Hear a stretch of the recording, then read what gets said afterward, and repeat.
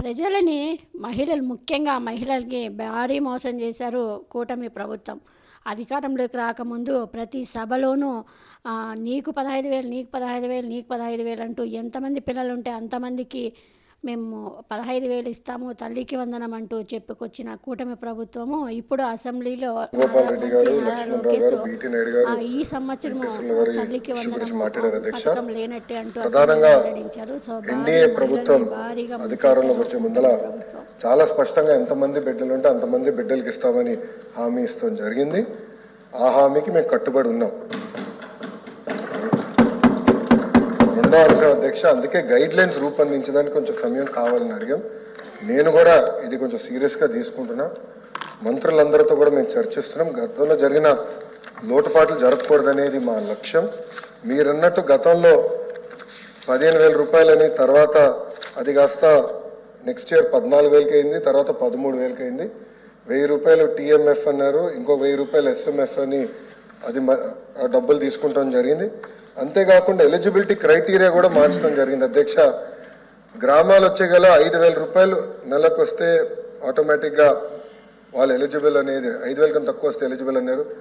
అట్లా మళ్ళీ దాన్ని మార్చారు. భూమి కూడా అది కూడా మార్చారు. దాని తర్వాత ఎలక్ట్రిసిటీ కన్జంప్షన్ విషయంలో కూడా కొన్ని నుస్ఖలు జరిగినాయి. ఇంతేకాకుండా పాదయాత్రలో కూడా నేను అనేక మందిని కలిసినప్పుడు వాళ్ళు చాలా స్పష్టంగా మేము ఇప్పుడు అప్పు చేసి ఒక 4 వీలర్ 4th హ్యాండ్ బండి కొన్నాం అంటే 30,000 రూపాయలు 40,000 రూపాయలు పెట్టి ఒక స్కార్పియో కొనుక్కున్నాం. ఇమీడియట్గా తీసుకున్న వెంటనే మా తెల్ల కార్డు పోయింది, దానివల్ల మాకు రావాల్సిన సంక్షేమ కార్యక్రమాలన్నీ పోయినాయని వాళ్ళు నాకు చెప్పడం కూడా జరిగింది. ఇది కూడా మేము డిస్కస్ చేస్తున్నాం.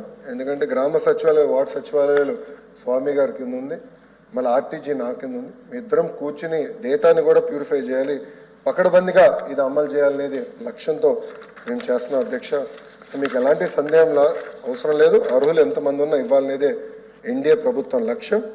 అది మేము సాధిస్తాం. రెండోది, ఇది బోర్డు ప్రభుత్వం ప్రైవేట్ పాఠశాలలకు వెళ్ళే విద్యార్థులకి వర్తిస్తుంది. ఇంకో పక్కన పెద్దలు అన్నట్టు అధ్యక్ష 2019 నుంచి 24తో పోల్చితే ప్రభుత్వ పాఠశాలలో సుమారుగా 72,000 మంది విద్యార్థులు తగ్గారు అధ్యక్ష. ఇది కూడా మేము చర్చిస్తున్నాం. ఎందుకంటే నాడు నేడు కార్యక్రమం ద్వారా వేలాది కోట్ల రూపాయలు ఖర్చు పెట్టిన విషయం వాస్తవం. కానీ ఎందుకు విద్యార్థులు తగ్గారు?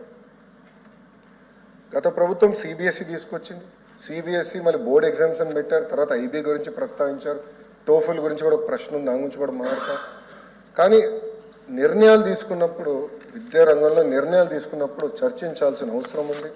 యూనియన్లతో మాట్లాడాలి, ఉపాధ్యాయులతో మాట్లాడాలి, అందరినీ కూర్చోబెట్టి ఆమోద్యమైన పరిష్కారం వెతకాల్సిన అవసరం ఉంది అధ్యక్ష.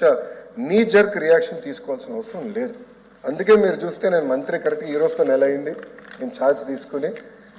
నేను కూడా అధికారులు చెప్పేది ఒకటే, రాబోయే సంవత్సరం ఏం చేయబోతున్నాం రోడ్ మ్యాప్ వేద్దాం, అందరితో చర్చిద్దాం, సంఘాలు అందరినీ కూర్చోబెడదాం, మాట్లాడదాం, వచ్చే సంవత్సరం నుంచి అమలు చేద్దాం.